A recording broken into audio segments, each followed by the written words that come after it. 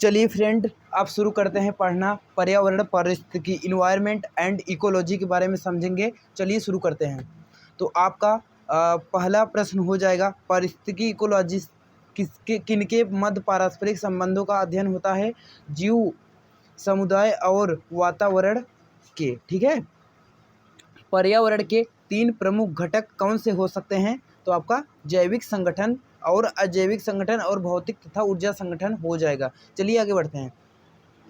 तो next question आपका हो जाएगा, सर्वप्रथम गहन पारिस्थितिकी डीप इकोलॉजी शब्द का प्रयोग किसने किया था? आपका आर्नी नेस राइट आंसर हो जाएगा। चलिए आगे बढ़ते हैं।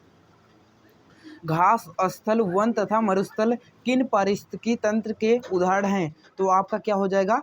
स्थलीय पारिस्थितिक तंत्र के हो जाएगा। एक पद जो केवल जीव द्वारा ग्रहण किए गए स्थान का ही नहीं बल्कि जीवों के समुदाय में उसकी कार्यात्मक भूमिका का वर्णन करता है, उससे क्या कहते हैं आप? पारिस्थितिक कर्मता कहते हैं। चलिए आगे बढ़ते हैं, देखते हैं नेक्स्ट सवाल।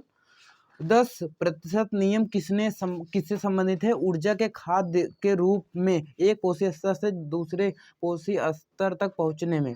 ठीक है, जैसे पोषी स्तर में जाते ही ऊर्जा का मान 10% नियम से घट जाता है। धारणीय या अस्थायी विकास की अवधारणा सर्वप्रथम किसने प्रस्तुत की थी? ब्रंटलैंड कमीशन ने की थी, वर्ष 1987 में की थी। चलिए आगे बढ़ते हैं, नेक्स्ट क्वेश्चन आपका देख लेते हैं। परतंत्र में खाद्य श्रृंखलाओं के प्रमुख श्रृंखलाओं के संदर्भ में किस प्रकार के जीव अपघटन कहलाते हैं? आपका कवक और जीवाणु हो जाएगा। चलिए आगे बढ़ते हैं, देखते हैं क्या होता है आगे। स्थलीय पारिस्थितिकी तंत्र में जीव भार का पिरामिड कैसा होता है? तो आपका सीधा हो जाएगा।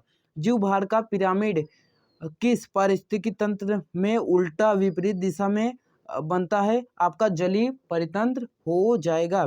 पारिस्थितिकी तंत्र में तत्वों के पारिस्थितिकी तंत्र में तत्वों के चक्रण को क्या कहते हैं? आपका भू रासायनिक चक्र, जियोकेमिकल साइकिल हो जाएगा। समुद्र वातावरण में कौन सा मुख्य प्राथमिक उत्पादक होता है? आपका फाइटोप्लैंक्टन्स हो जाएगा आपका। ठीक है, और कुछ गलत हो तो आप देख लेना एक बार। परतंत्र का गतिक हृदय किसे कहा जाता है? ऊर्जा प्रवाह व खनिज चक्र। किसी क्षेत्र के सभी जीवधारी तथा वातावरण में उपस्थित अजैव घटक संयुक्त रूप से किसका निर्माण करते हैं? तो आपके परितंत्र का निर्माण करते हैं। पारिस्थितिकी तंत्र शब्द का सर्वप्रथम प्रयोग जी टांसले ने दिया था। किसने दिया था? जी टांसले ने दिया था। हाँ ठीक है, ए जी टांसले, सॉरी फॉर दैट। सर्वाधिक अस्थायी परितंत्र कौन सा है? तो आपका क्या हो जाएगा? महासागर हो जाएगा। जैवमंडल आरक्षित क्षेत्र नंदा देवी किस राज्य में स्थित है? तो तुम्हारे उत्तराखंड में हो जाएगा।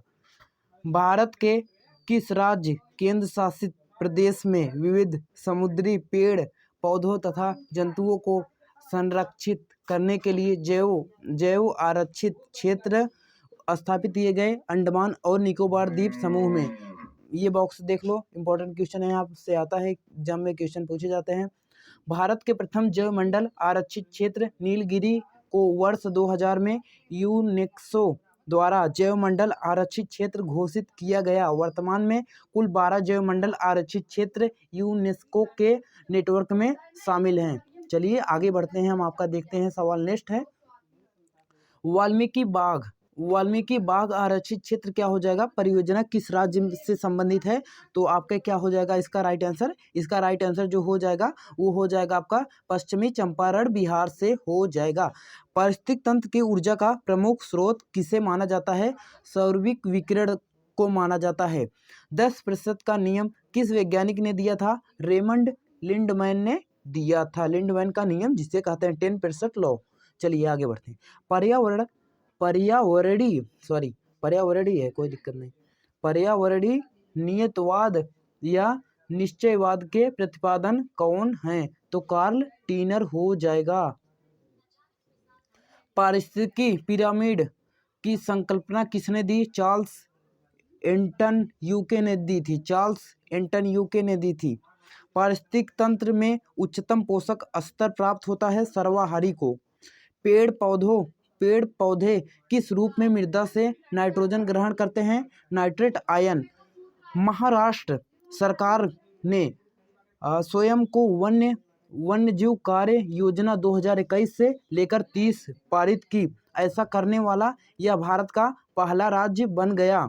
विश्व का प्रथम रामसर स्थल किसे घोषित किया गया? तो आपका राइट आंसर जो हो जाएगा वो हो जाएगा आपका कोबोर्ग प्रायद्वीप 1974 में। पारिस्थितिक तंत्र शब्द एजी टांसले ने दिया था, ये तो है, आप देख सकते हैं। चलिए हम नेक्स्ट पार्ट में पढ़ेंगे।